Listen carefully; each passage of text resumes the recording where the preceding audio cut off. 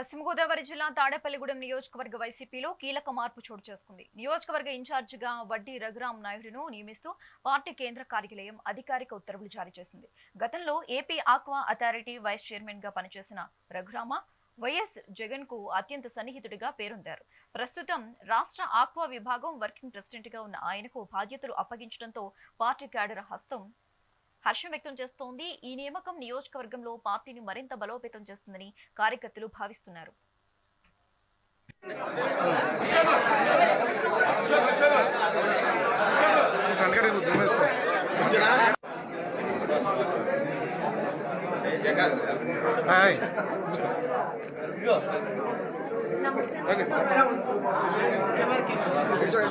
Okay,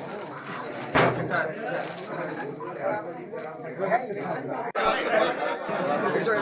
Okay, sir.